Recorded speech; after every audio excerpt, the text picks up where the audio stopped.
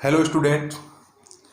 कल हमने पढ़ा था विकास और समृद्धि के बीच में अंतर, यानी कि डेवलपमेंट एंड ग्रोथ के बीच में डिफरेंस किया था और उनको कई एग्जाम्पल के साथ में भी आपको समझाया था। और लास्ट में कई मैंने क्वेश्चन भी पूछे थे और विकास और समृद्धि के बारे में। बहुत सारे स्टूडेंट ने कमेंट्स में उनके आंसर लिखे हैं, एकदम सटीक आंसर लिखे हैं काफ़ी स्टूडेंट ने, और मुझे बहुत अच्छा लगा कि आप इतना सपोर्ट कर रहे हो, आप इतना इंटरेस्ट ले रहे हो। तो मैं चाहता हूं कि आप जितना अच्छा कोशिश करें उसको समझने की और इंटरेस्ट लेने की कोशिश करें, और आपको जैसा आंसर लगे उसको लिखने की आप कोशिश करें। तो चलिए, आपके इतने सपोर्ट के कारण मेरा मनोबल बढ़ता है और डेली मैं चाहता हूं कि आप तक जो है एक टॉपिक का अच्छा सा वीडियो बनाकर मैं आप तक पहुंचा दूं, ताकि आपको इस लॉकडाउन के दौरान बेहतरीन सुविधा आपको घर बैठे मिल सके। चलिए, तो आज हम उसी के जुड़ा हुआ एक टॉपिक है मानव विकास सूचकांक। जी हाँ, मानव विकास सूचकांक या HDI ह्यूमन डेवलपमेंट इंडेक्स को पढ़ेंगे। क्या होता है मानव विकास सूचकांक? मानव विकास की अगर हम बात करते हैं तो मनुष्य का चहुमुखी सुविधाओं के साथ में उसका ऑलराउंड डेवलपमेंट जो है वो मानव विकास कहलाता है। और ये मनुष्य का विकास कितना हुआ है, कितनी सुविधाएं उसके पास में है, कैसी शिक्षा है, जीवन स्तर कैसा है उसका, घर में किस किस प्रकार की सुविधाएं, न्यूट्रिशन वगैरह कैसा है, एजुकेशन स्कूल में कितने साल हो गया। तो ये सारी चीजें मिलकर जो है तय करती है कि मनुष्य का विकास कितने स्तर तक हुआ है। यहां पर मैं दो अर्थशास्त्रियों का जिक्र करूंगा जिन्होंने बेहतरीन योगदान दिया इसमें, जिसमें एक भारत के अर्थशास्त्री अमर्त्य सेन और दूसरे पाकिस्तान के अर्थशास्त्री महबूब उल हक। जी हाँ, ये नोबेल पुरस्कार प्राइज विजेता है ये, और इन्होंने पहली बार मानव विकास सूचकांक के बारे में बताया कि मनुष्य के विकास का सूचकांक जारी किया जाए पूरी दुनिया का, और उसमें इन चीजों को शामिल किया जाए, और तब पता लगेगा कि लोगों का विकास किस प्रकार से हो रहा है। 1965 में स्थापित UNDP यानी कि यूनाइटेड नेशन डेवलपमेंट प्रोग्राम, यह संयुक्त राष्ट्र संघ की एक संस्था है जिसको हम UNDP कहते हैं, या संयुक्त राष्ट्र डेवलपमेंट प्रोग्राम या विकास कार्यक्रम। इसके द्वारा 1990 में पहली बार मानव विकास सूचकांक की शुरुआत की गई। इस मानव विकास सूचकांक में 3 प्रमुख आयामों को शामिल किया गया है। मानव विकास सूचकांक को ज्ञात करने के लिए 3 मुख्य आयामों को इसमें शामिल किया गया है, जिसमें सबसे पहला आयाम है स्वास्थ्य। इस स्वास्थ्य के अंतर्गत लोगों को जो जीवन प्रत्याशा, जिसको हम बोलते हैं जीवन प्रत्याशा या स्वस्थ या दीर्घ जीवन, यानी कि एक व्यक्ति का औसत जीवन कितना होता है, वो इसमें शामिल किया जाता है। दूसरा इसमें शामिल किया जाता है शिक्षा या ज्ञान, नॉलेज, शिक्षा। इसके अंतर्गत शामिल किया जाता है कि एक व्यक्ति औसत कितने सालों तक स्कूल में बिताया उसने, यह शिक्षा के अंतर्गत शामिल किया जाता है। और तीसरा इसमें शामिल किया जाता है जीवन स्तर को।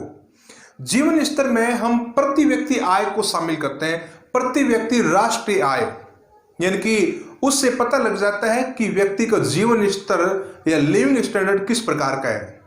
तो ये 3 आयामों को मिलाकर जो है एक इंडेक्स बनता है, और उस इंडेक्स में 0 से लेकर 1 तक पॉइंटों में कुछ अंकों का सूची तैयार किया जाता है, और उसमें अलग अलग देशों को बांट दिया जाता है। उच्च मानव विकास वाले देश, मध्यम मानव विकास वाले देश और निम्न मानव विकास वाले देश।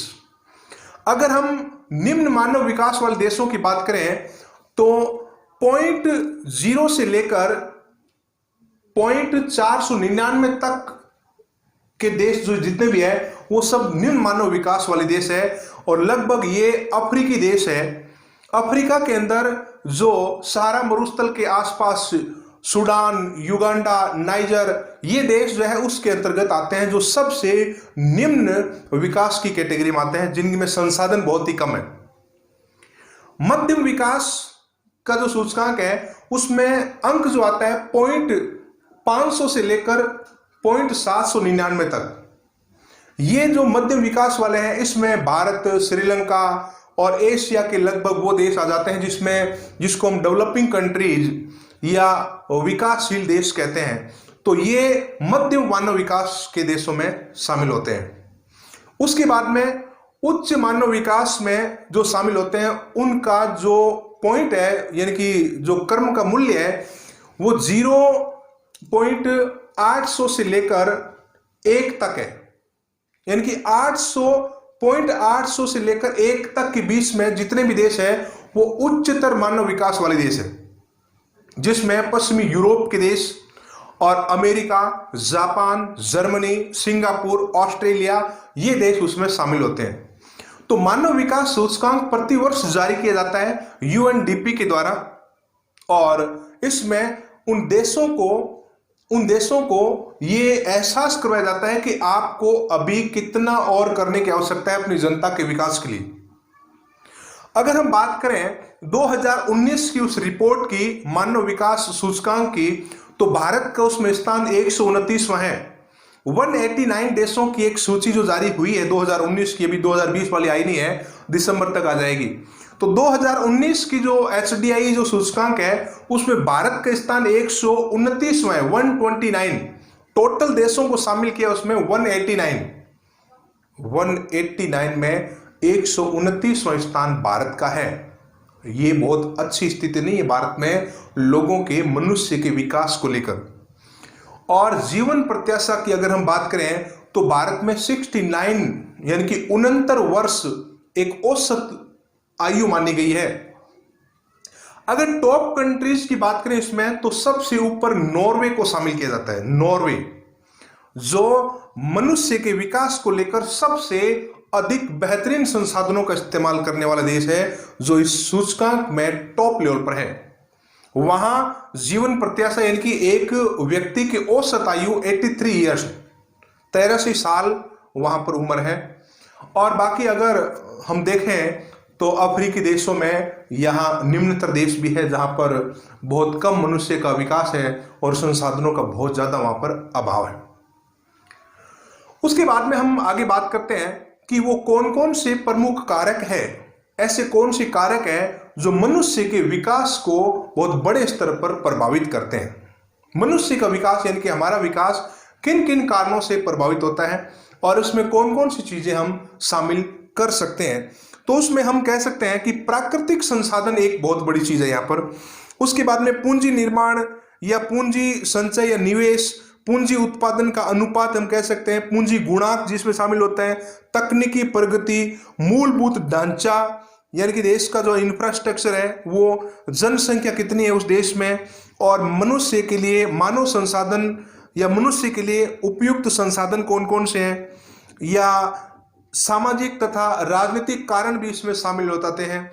जैसे समाज किस प्रकार का है, रूढ़िवादी समाज है या राजनीतिक डेवलपमेंट किस प्रकार का है, हमारे नेताओं की सोच किस प्रकार की है, ये सारी चीजें जो है मनुष्य के विकास को निर्धारित करते हैं। तो ये था मनुष्य का विकास और मानव विकास सूचकांक के बारे में महत्वपूर्ण जानकारियां। तो आपको काफी हद तक समझ में आया होगा। मानव विकास जो है आपने पहले भी पढ़ा होगा। अब आप अगर किताब में मानव विकास सूचकांक को पढ़ोगे तो आप इसको और अच्छे से समझ पाओगे, और इस वीडियो को दोबारा आप देख लें ताकि आपको और अच्छे से समझ में आ जाए। और बाकी हम मिलेंगे अगली क्लास में। जय हिंद।